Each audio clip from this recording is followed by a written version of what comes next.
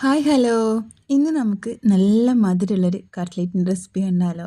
നമ്മൾ ബീഫും ചിക്കനും വെജിറ്റബിൾസും ഒക്കെ വെച്ചിട്ട് കട്ട്ലേറ്റ് ഉണ്ടാക്കാറില്ലേ. അപ്പോൾ ഇന്ന് നമുക്ക് നല്ലൊരു ഈത്തപ്പഴം കട്ട്ലേറ്റ് കാണാം കേട്ടോ. നല്ല ടേസ്റ്റിയാണ്, പുറം നല്ല ക്രിസ്പിയും ഉള്ളിൽ നല്ല സോഫ്റ്റ് ആയിട്ടിട്ട് ഉണ്ടാകാൻ. അപ്പോൾ എന്തായാലും ട്രൈ ചെയ്തൊക്കെ ഇഷ്ടമായിരിക്കണം. ലൈക്ക് ആൻഡ് സബ്സ്ക്രൈബ് ഷെയർ ചെയ്യാനും കമൻറ്റ് ചെയ്യാനും മറക്കില്ല. നമുക്ക് വീട്ടിലോട്ട് പോകാം. അപ്പോൾ ഞാനിപ്പോൾ ഇവിടെ ഒരു 20 ഈത്തപ്പഴം എടുത്തിട്ടുണ്ട്. അത്യാവശ്യം നല്ല വലിപ്പമുള്ള ഈത്തപ്പഴം തന്നെയാണ് കേട്ടോ എടുത്തിട്ടുള്ളത്. ചെറുതാണെങ്കിൽ കുറച്ച് അധികം എടുക്കാൻ വേണ്ടി ശ്രദ്ധിക്കുക കേട്ടോ. അപ്പോൾ ആ ഒരു ഈത്തപ്പഴത്തിൽ നിന്ന് നമ്മളിതാ അതിൻ്റെ നടുഭാഗത്തുള്ള കുരു അങ്ങെടുത്ത് കളയുന്നുണ്ട്. ഇനി നമ്മൾ ഇതിലേക്ക് ചേർക്കുന്നത് തേങ്ങയാട്ടോ. നിങ്ങൾക്ക് വേണമെന്നുണ്ടെങ്കിൽ തേങ്ങേൻ്റെ കൂട്ടത്തിൽ തന്നെ നമുക്ക് നട്ട്സൊക്കെ ചേർക്കാം. ഞാനിപ്പോൾ അതൊന്നും ചേർക്കുന്നില്ല കേട്ടോ, തേങ്ങ മാത്രമേ ചേർക്കുന്നുള്ളൂ. ഒരു 3-4 ടീസ്പൂണ് തേങ്ങ ഇതിലേക്ക് ചേർത്തെടുക്കാം കേട്ടോ. അതിൻ്റെ കൂടെ തന്നെ നമുക്ക് ഒരു ഏലക്കായ, ഒന്നൊരു ഫ്ലേവറിന് വേണ്ടി മാത്രമായിട്ട് ഒരു ഏലക്കായും കൂടി ചേർത്ത് കൊടുക്കാം. എന്നിട്ട് മിക്സിയുടെ ജാറിലേക്ക് മാറ്റി കൊടുത്തിട്ട് ഇതെല്ലാം കൂടി നമുക്ക് നന്നായിട്ടൊന്ന് അരച്ചെടുക്കണം. വെള്ളം ചേർക്കാൻ പാടില്ല കേട്ടോ. വെള്ളം ചേർക്കാതെ തന്നെ നന്നായിട്ടൊന്ന് അരച്ചെടുക്കാം. അപ്പോൾ ഇതാ നമ്മൾ ഇതൊക്കെ മിക്സിയുടെ ജാറിലേക്ക് മാറ്റി കൊടുക്കുന്നത് വെള്ളം ഒട്ടും ചേർക്കാൻ പാടില്ല കേട്ടോ. വെള്ളമോ ഓയിലോ ഒന്നും ചേർക്കാൻ പാടില്ല. നന്നായിട്ട് ഒന്ന് അരച്ചെടുക്കാം കേട്ടോ. നമ്മളെ കയ്യിൽ നമുക്കിതൊന്ന് ഒതുങ്ങി കിട്ടുന്ന ആ ഒരു പാകത്തിന് വേണം നമ്മളിത് റെഡിയാക്കി എടുക്കാൻ വേണ്ടിയിട്ട്.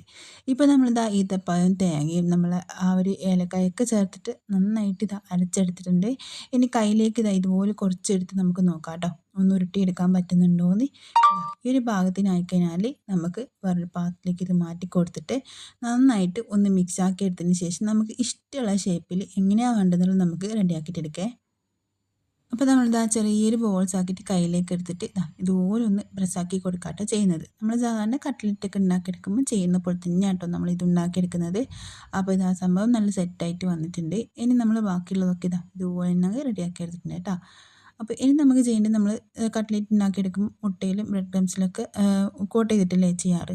അപ്പോൾ ആ ഒരു രീതിക്ക് തന്നെയാട്ടോ നമ്മൾ ഇതും ചെയ്യുന്നത്. നല്ല ടേസ്റ്റ് ആട്ടോ ഉണ്ടാകും. നിങ്ങൾ ഒരു തവണയെങ്കിലും ഇതൊന്ന് ട്രൈ ചെയ്ത് നോക്കാം. അപ്പം ബ്രെഡ് ക്രംസ് ഉണ്ടാക്കാൻ വേണ്ടിയിട്ട് നമ്മളിതാ ഒരു 3 പീസ് ബ്രെഡ് എടുത്തിട്ടുണ്ട്. അതൊരു മിക്സിയുടെ ജാറിലേക്ക് ഇട്ട് കൊടുത്തിട്ടുണ്ട്. ഇനി ഒന്ന് പൊടിച്ചെടുക്കാട്ടോ ചെയ്യുന്നത്. മിക്സിയിൽ വെള്ളമൊന്നും ഇല്ലാന്ന് ഉറപ്പുവരുത്താം കേട്ടോ.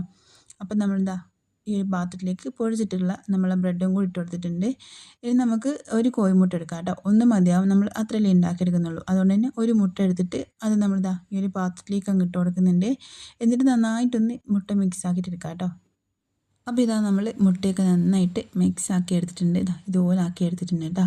ഇനി നമുക്ക് നമ്മൾ നേരത്തെ ഷേപ്പ് ചെയ്ത് മാറ്റി വെച്ചിട്ടുള്ള നമ്മളെ ഈത്തപ്പഴം ഉണ്ടല്ലോ, അത് ഓരോന്നുമായിട്ട് ഇതുപോലെ ഇങ്ങനെ എടുത്തിട്ട് ഈ ഒരു മുട്ടയിലേക്ക് ഇങ്ങനെ ഒന്ന് ഡിപ്പ് ചെയ്തെടുക്കാം. അതിനുശേഷം നമ്മളെ ബ്രെഡ് ക്രംസിലും കൂടി ഒന്ന് ഇതുപോലെ ഒന്ന് കോട്ട് ചെയ്തെടുക്കുന്നുണ്ട് കേട്ടോ. അപ്പോൾ ഇത് നന്നായിട്ട് ഇതുപോലെ ഇങ്ങനെ എടുക്കാം. എന്നിട്ട് നല്ല ചൂടുള്ള എണ്ണയിലേക്ക് അങ്ങോട്ട് കൊടുത്താൽ മതി കേട്ടോ. അപ്പോൾ ആ സംഭവം നല്ല സെറ്റായിട്ട് വന്നിട്ടുണ്ട്. ഇപ്പം കാണുമ്പോൾ നമുക്ക് ബീഫിൻ്റെ ചിക്കൻ്റെ കട്ട്ലേറ്റിൽ മാത്രമല്ല അത് കണ്ടാൽ പറയുള്ളൂ. അപ്പോൾ നന്നായിട്ട് ചൂടായിട്ട് വന്നിട്ടുള്ള നമ്മൾ എണ്ണയിലേക്ക് അതങ്ങ് ഇട്ട് കൊടുക്കുന്നുണ്ട്.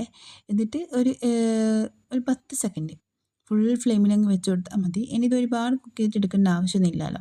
അപ്പോൾ ഒരു 10 സെക്കൻഡ് കൊണ്ട് തന്നെ സംഭവം നല്ല സെറ്റായിട്ട് ഒരു ഭാഗം നന്നായിട്ട് മുരിഞ്ഞ് കിട്ടിക്കോളും. നമ്മളിതിൻ്റെ അടുത്തുനിന്ന് മാറാനേ പാടില്ല കേട്ടോ. പെട്ടെന്ന് അതിൻ്റെ കളറങ്ങ് ചേഞ്ചായിട്ട് വരും. അതുകൊണ്ട് തന്നെ ഇതുപോലെ ഇങ്ങനെ ആയിക്കഴിഞ്ഞാൽ ഒന്ന് തിരിച്ചിട്ട് കൊടുക്കാം. എന്നിട്ട് ആ ഒരു ഭാഗം കൂടി ഒന്ന് ഫ്രൈ ആക്കിയിട്ടെടുക്കാം കേട്ടോ. അത് 10 സെക്കൻഡിന് ആവശ്യം ഉണ്ടാവില്ല, പെട്ടെന്ന് റെഡി ആവട്ടെ. ഒരു 5-6 സെക്കൻഡ് കൊണ്ട് തന്നെ സംഭവം നന്നായിട്ട് മുരിഞ്ഞ് നല്ല ക്രിസ്പി ആയിട്ട് കിട്ടും. നമുക്ക് ഈ ഒരു ഈത്തപ്പഴത്തിൻ്റെ കട്ട്ലേറ്റ് ഉണ്ടാക്കിയെടുക്കുമ്പം ഈത്തപ്പഴം ആ ഒന്ന് അടിച്ച് കിട്ടുന്ന ആ ഒരു ടൈം മാത്രമേ കേട്ടോ ആവശ്യമുള്ളൂ.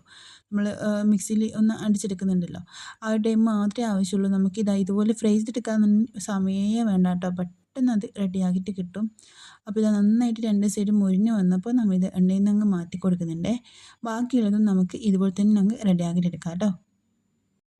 അപ്പോൾ ഇതെന്തായാലും ഒരു തവണയെങ്കിലും നിങ്ങളൊന്ന് ട്രൈ ചെയ്ത് നോക്കുക. പുറം ഭാഗം നല്ല ക്രിസ്പിയും, നമ്മളതിന് എത്ര സമയം വെച്ചാലും അതുപോലെ തന്നെ ആട്ടോ ഉണ്ടാകാൻ. നമ്മൾ ഉണ്ടാക്കിയിട്ട് രാത്രി വരെ ആയാലും ഇതുപോലെ തന്നെ ആട്ടോ നല്ല ക്രിസ്പി ആയിട്ടായിരിക്കും ഉണ്ടാകാൻ വേണ്ടിയിട്ട്. പുറം ഭാഗം നല്ല ക്രിസ്പിയും ഉള്ളിൽ ആ ഒരു ഈത്തപ്പഴത്തിൻ്റെ മധുരവും ആ ഒരു സോഫ്റ്റ്നെസ്സും എല്ലാം ഉണ്ടാവും കേട്ടോ. അപ്പോൾ കുട്ടികൾക്ക് ഒരുപാട് ഇഷ്ടപ്പെടുന്ന നല്ല അടിപൊളി ഒരു സ്നാക്കിൻ്റെ റെസിപ്പിയാണ്. എന്തായാലും ട്രൈ ചെയ്ത് നോക്കുക. ഇഷ്ടമായി ലൈക്ക് ആൻഡ് സബ്സ്ക്രൈബ് ചെയ്യാനും ഷെയർ ചെയ്യാനും കമൻറ്റ് ചെയ്യാനും മറക്കല്ലേ.